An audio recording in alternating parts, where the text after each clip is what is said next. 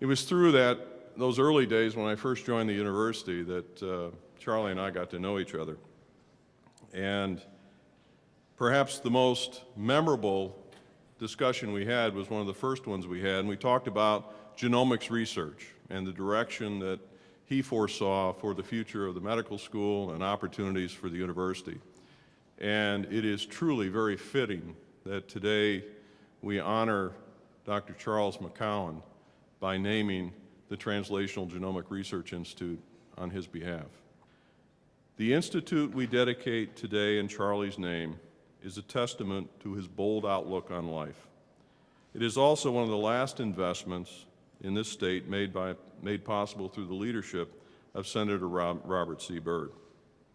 As a local boy, a hometown son, who, as West Virginians like to say, has done us all proud, Dr. McKown, we are pleased to officially bestow the well-deserved recognition of naming the Translational Genomic Research Institute in your honor. Congratulations, and we are thankful and eternally grateful for all you have done on behalf of this university and this outstanding medical school. Thank you, Charlie. I've never seen so many people with poor judgment. That's terrible. After today, I'm not sure who all I owe money to. It scares me to death.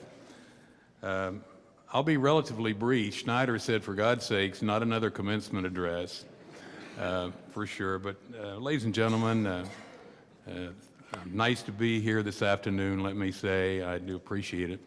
I would like to introduce one other person that over the years has made such a difference, particularly as our government, which it's supposed to do, local and regional and certainly federal, and that's Charlotte Weber, our Vice President for Federal Affairs. I'd like to recognize her.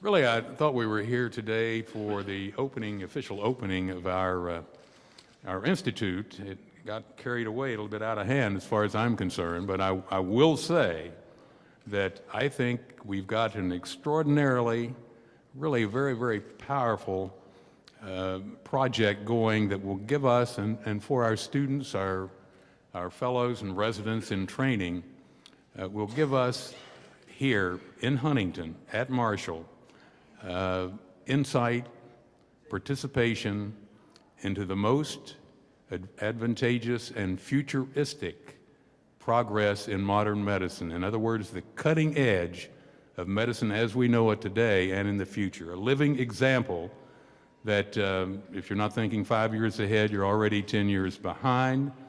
Or another way to look at it is that tomorrow is today in medicine. Yesterday is just a reflection. Would also like to comment just in the last 3 weeks, we've seen and read a lot about the public health of West Virginia, and certainly it isn't perhaps what we would like to have, but one of the challenging circumstances that relates specifically to our center, that is our institute, going to be not only big for Marshall, Huntington, but all of West Virginia, relates to the aging population. I think several of you have heard this before, but it was in June a year ago, the average age for the citizens of every state in the nation was publicized, and we were older than all but 2 states, older than Florida.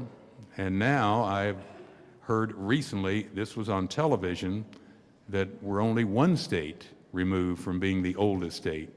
And virtually every adult illness increases in frequency with age. And we're talking about bad health in our state. Certainly, the aging population has to be a part of it. But the aging population and then the stable residency occupation in the state, the locations remain the same. There's a lot of family history available. All of this fits very nicely with our institute.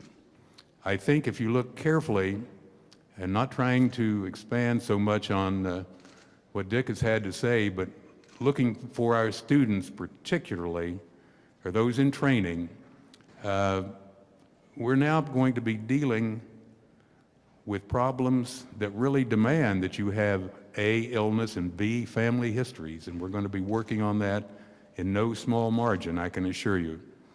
And some of you may question the sequencing the human genome a decade ago. Are we slow? I don't really think so. The two pyramids of medical achievement date back to the mid-1870s, discovery of bacteria, and the mid-20th century, the study of or the creation of antibiotics, bacteriostatic, bactericidal. And those are still in evolution. We're still finding other gremlins. As a matter of fact, a lot of medical centers denied that bacteria existed for years. But fungus, rickettsia, viruses, AIDS virus, really just discovered a couple of, 2 decades ago or so. Bacteria, antibiotics, oh my goodness, we figured out now that those things can adjust and fight back and be resistant like MRSA. So I think what we're going to see in the future for all of you is what genomics will give us and what we will have here to provide not only to our state but to the country. We're the ideal spot, the ideal place to study. If we have scientific biomedical discovery here, that's wonderful. If it occurs anywhere on the planet, it may come here, where we can authenticate results, provide maximum patient safety, and perhaps let West Virginians be the first beneficiaries. How do we expect that to happen? One quick summary of genomics and how it works.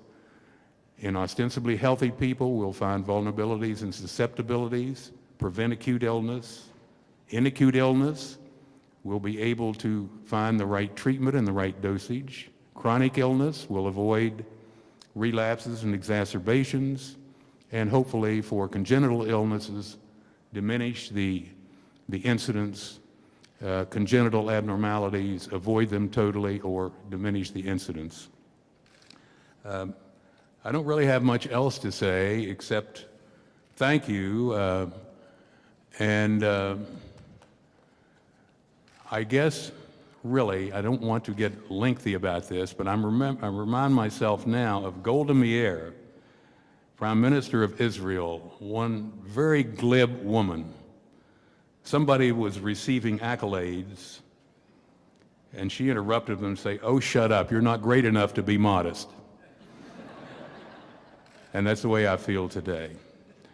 But I am proud, honored, and greatly privileged to be with you. Thank you so much.